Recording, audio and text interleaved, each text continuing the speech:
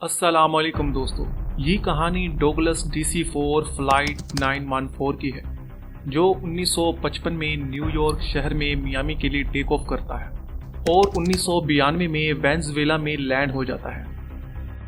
आपको ये सुनने में थोड़ा अजीब लगा होगा कि ये कैसे मुमकिन हो सकता है, क्या है इसके पीछे की कहानी, आया ये बात दुरुस्त है या नहीं, क्या हम ये कह सकते हैं कि इस फ्लाइट ने टाइम ट्रैवल किया था। तो आइए इस वीडियो को गहराई से जानते हैं। 2 जुलाई 1955 का दिन था। अमेरिकन न्यूयॉर्क एयरपोर्ट में डोगलस DC-4 फ्लाइट 914 उड़ान भरने के लिए बिल्कुल तैयार था।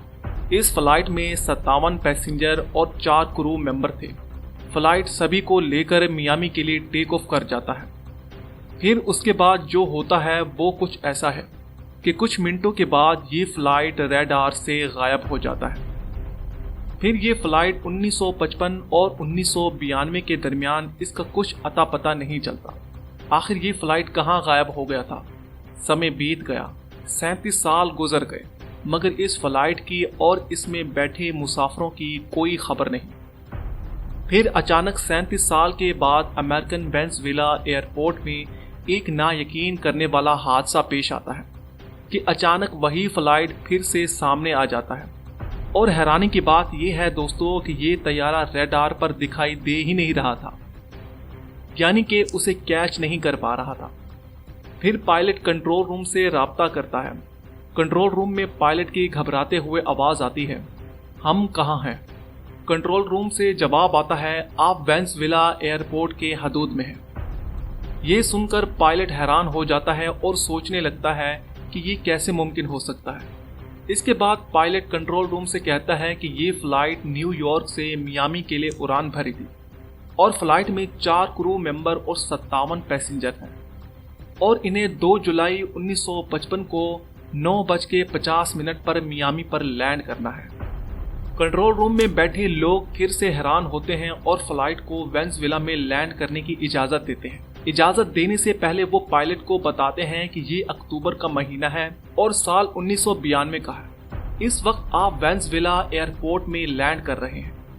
पायलट ये सुनकर फिर से हैरान हो जाता है और वो अपने साथी को कहता है कि ये क्या हो रहा है, यकीनन कुछ गलत हुआ है।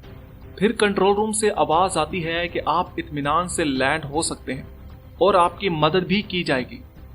पायलट कहता है कि हमें किसी की मदद की जरूरत नहीं है, हम यहाँ से जा रहे हैं और कोई हमारे करीब न आए।